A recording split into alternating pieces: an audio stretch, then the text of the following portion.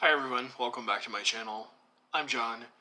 It is April 6th, 2022, and it's been a while since I've posted a review or anything on this channel, but about a month ago I showed a big brown box on anyone who happens to be subscribed to my Instagram, that channel, and didn't really say anything other than there would be a showing of what I got in the box at some future point. Well, today is that point. I finally worked up the interest and the energy level to open the box and browse through what was in there. So I just wanted to show you what I got. These have been laying in my bedroom for the past month, just sort of waiting to be displayed and then put up. Well, put up is probably an overly formal word for laid in a pile on the floor somewhere, but that's another story.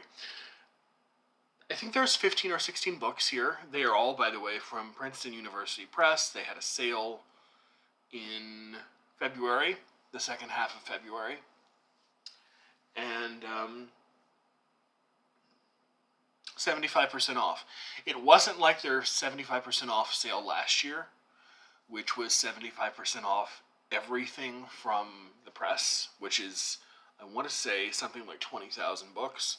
But it was, I think they had about 2,000 books reduced to that extent, which is still wonderful, and obviously I still found a great amount of things. So let me just show you what I got. It is the usual suspects, history, philosophy, a little bit of fiction, a lot of nonfiction, though. I bought last time, they reprinted over at Princeton a lot of Isaiah Berlin's essays in this sort of format that looks like this. And I have a very old copy, probably a 25-year-old copy. One of the first books that got me introduced to Berlin was Concepts and Categories. And it is probably his most explicitly, his most explicit engagement with analytical philosophy that he ever wrote, that I'm aware of. He mostly talks about stuff in the continental tradition. But this talks about stuff like logic, logical translations, empirical propositions, verification, so it sort of hedges up against philosophy of science and stuff like that. And I am not too familiar with what Berlin thinks about that stuff, because it's been 25 years since I've read any of it. But this was something they had reprinted, so I wanted. There's something else I wanted too, and I didn't even know this existed. This might have been just culled together from other sort of collected essays and writings or whatever. This is called Personal Impressions, and it is a series of essays about people that he knew and in many cases worked with, knew well, but some very, very illustrious names. Churchill, FDR, Chaim Weizmann, Felix Frankfurter, Aldous Huxley, Louis Namier, Morris Bowra, J.L. Austin, Albert Einstein. I'm skipping over some of the lesser-known ones. Edmund Wilson, Virginia Woolf, Steven Spender, Anna Akhmatova, and Boris Pasternak. But a lot of fascinating names, and apparently just his opinions and on their work, their personalities, etc. All right. So, two books by someone I was really, really pleased to find at all, really. This writer, this thinker, is notoriously expensive wherever you find him, especially firsthand, but also when you look for him on Amazon or Abe Books or anywhere else. He's also just outrageously expensive, and expensive for me is probably more than $30 or $40 a book, even though I almost usually don't ever pay a fraction of that.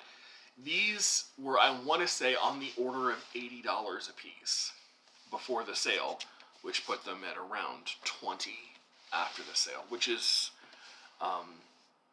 more than I like to pay for a book, but considering I'll never find them for anything less than that. I just got them. This is Wilhelm Dilthey, one of the several volumes that Princeton put together of his collected works. This is Ethical and Worldview Philosophy. This is volume 6, edited by the famous Rudolf Mackereel, who also wrote a biography of Dilthey. But this is volume 6, and I also got Understanding the Human World, which is volume 2.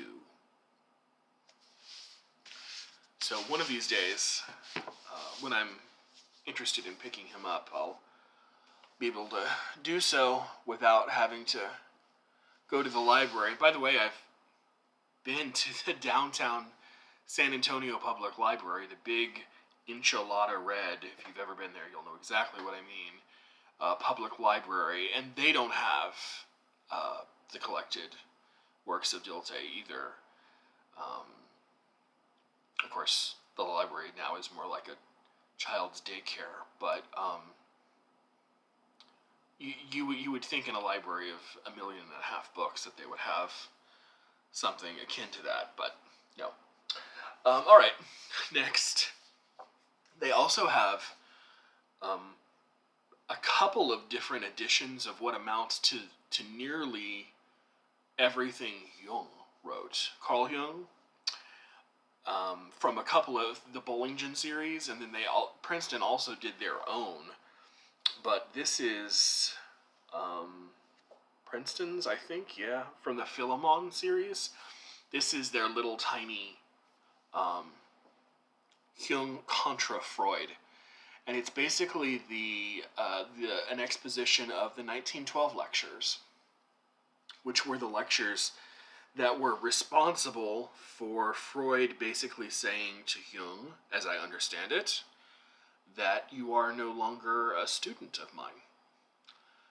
You have trodden your own ground, and you're not really a Jungian, you're not really a Freudian anymore, to the extent that they used that adjective at all. But he sort of broke new ground with Freud in these lectures, and over the next few generations, or a few decades, would continue to with the archetypal stuff and the alchemy and all of that junk. So I don't mean junk to be derisive, I just mean stuff. All right. They have a wonderful series over at Princeton called Princeton Classics, and I showed several of these when I got my last set of books last year. They are books that they have bought the rights to, I'm guessing, and have republished because they think they are of sort of permanent, outstanding worth. And this is by a writer, a social critic that isn't first order, maybe doesn't get the most attention, but probably should get some more. His name is Jose Ortega y Gasset, and this is The Dehumanization of Art and Other Essays on Art, Culture, and Literature. Gasset was a Spanish critic, sort of dabbled in philosophy and literary criticism and art criticism, from what I know. But I've read a few things. The Revolt of the Masses, I think, is what's coming to mind immediately. but couldn't tell you too much about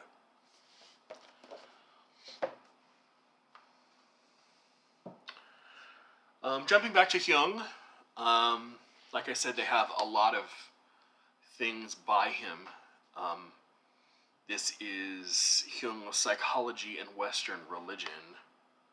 This is by Princeton and Bollingen. So this is a series of essays. The first essay is a psychological approach to the dogma of the Trinity. And the second one is transformation symbolism in the Mass. So I'm guessing that's talking about transubstantiation, possibly. And where psychoanalysis, and especially where Jungian thought and religion overlap, really, really interesting. So I got this.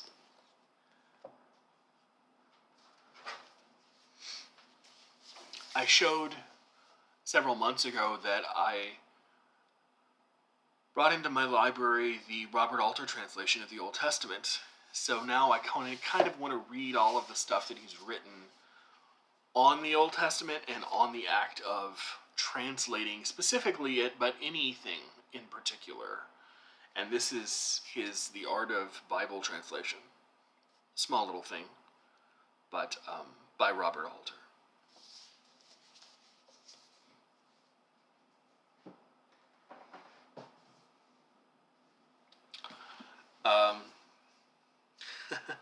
Thomas LaCour is a cultural historian, and he wrote a really fascinating book about the, was it death or burial or something like that?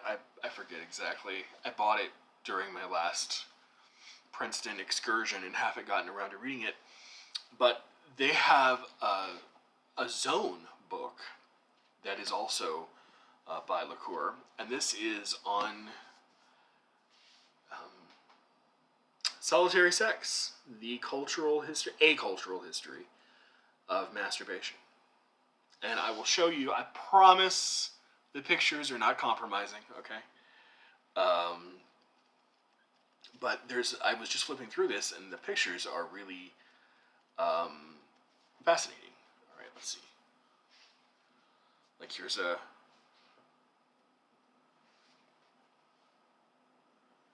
couple of 18th century things, and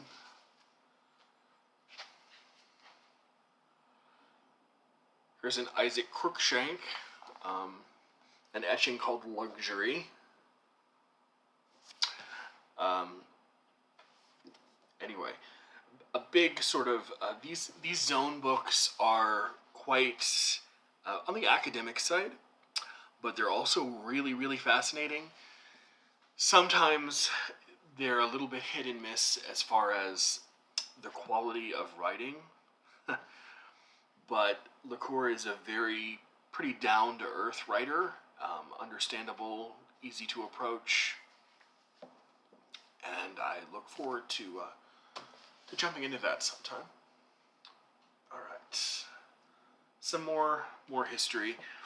Jonathan Israel, you might know Jonathan Israel's name from writing a gigantic 3 or 4 volume history of the Enlightenment, which he worked on for decades. Probably stretches to 2,000 or 3,000 pages. He recently published, maybe not too recently, it might be 10 years old already. Oh, it's 5 years old. A book called The Expanding Blaze, which is, again, not another small accomplishment here. This is how the American Revolution ignited the world from 1775 to 1848 by Jonathan Israel. And the interesting thing about this is that it is not just a take on the American Revolution that involves a look at the colonies, which would become America, of course, and Britain, and maybe France. It's really an international take, as you can probably tell by the end date right there. If you're familiar with European history at all, that's a very important date for you. That's the date of probably a dozen or so European revolutions that happened all over the continent. So he's looking at how the American Revolution sort of sung in tandem with European revolutions all over the place, and how they influenced one another. I don't know if he goes outside of Europe so much, but it's nice to see how the politics of that war affected countries besides just England.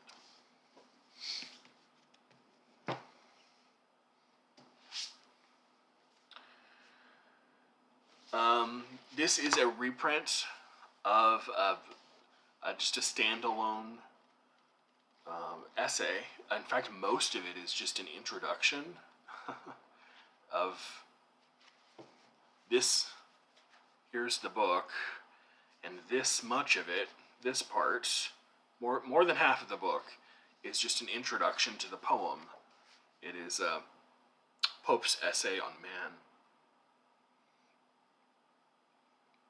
Probably one of his most famous long-form essays. It certainly his most famous long-form philosophical essay, instead of a satirical one.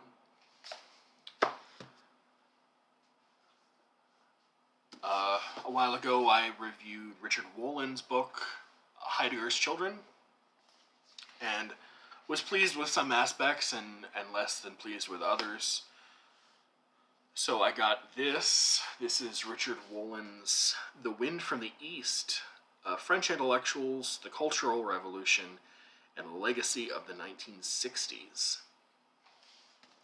Which is, from what I understand, a look kind of like the one he took with Heidegger and the four students of Heidegger that he looks at in Heidegger's Children, except it is with Mao and Maoism. Many of the French intellectuals of the 60s and 70s were influenced by Maoism, and of course, I'm sure Foucault is going to be raked over the coals in this book, so I look forward to reading it. Oh, I forgot I bought a third Isaiah Berlin book. This is The Sense of Reality. Almost forgot about this. The Sense of Reality. Studies in history and studies in ideas and their history. So to give you an idea of which essays: Socialism and Socialist Theories, Marxism and the International in the 19th Century, Kant is an Unfamiliar Source of Nationalism, and Rabindranath Tagore and the Consciousness of Nationality. Those are just a few. And wonderful. Okay. 3 more to go. This is Fugitive Democracy and Other Essays. This is a collection, obviously, by Sheldon S. Wollen. Sheldon Wollen was, for many, many years, a professor at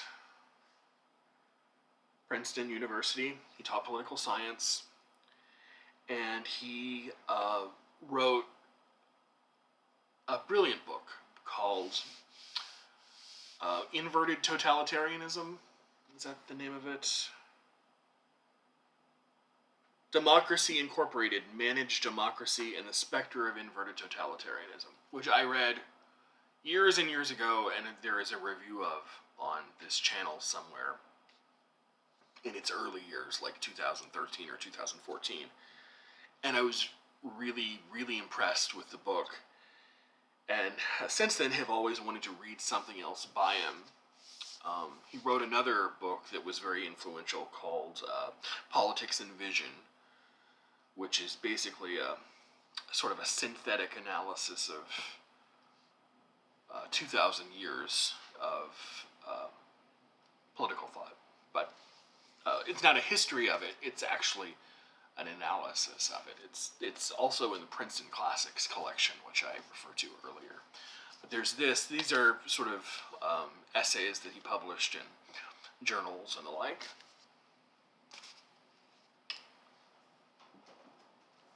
This looked fascinating because of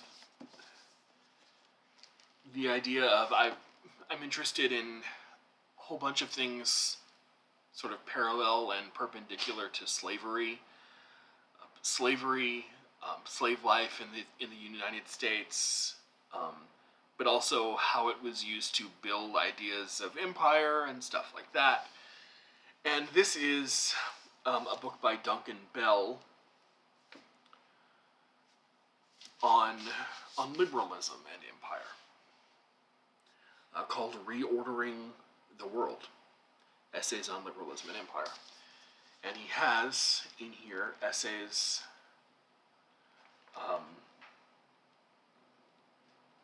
what is liberalism? Liberalism before John Locke, for example. The Dream Machine on Liberalism and Empire.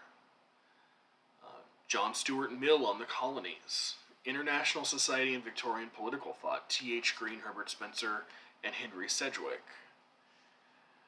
John Robert Seeley and the Political Theology of Empire. Republican Imperialism, J. A. Freud and the Virtue of Empire.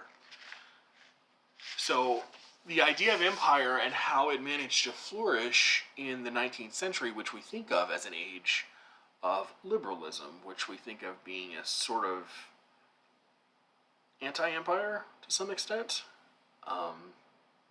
But yeah, I look forward to reading it, and of course, I always report back. And one more. I was kind of disappointed with one thing about this book, and it's the fact that it is the size and shape of a textbook. I wasn't really anticipating that. I don't really want to think that I'm, even subconsciously reading something out of a book like this, because it's going to make me think I'm doing homework instead of reading for pleasure. But I've always wanted a sort of a one-stop shop for important, or at least important short writings from the African diaspora. And this is called, let me read, the writing is kind of small. It's called The New Negro, Readings on Race Representation and African American Culture from 1892 to 1838. And one of the editors down there is Henry Louis Gates, the great Harvard professor. The other thing I'm not a gigantic fan of is the double-columned pages and the utterly tiny print. I might have to make copies and read from copies because that is going to turn me off. Anyway, not to end on a bad note, I hope you enjoyed some of these. If you've ever read them or have any comments or thoughts or opinions, bloviations, whatever, about them, let me know in the comments section. And if you'd like to hear any opinions about any, let me also know that too, so I can get to them early. And otherwise, I will see you soon and try to maybe make up for some lost time.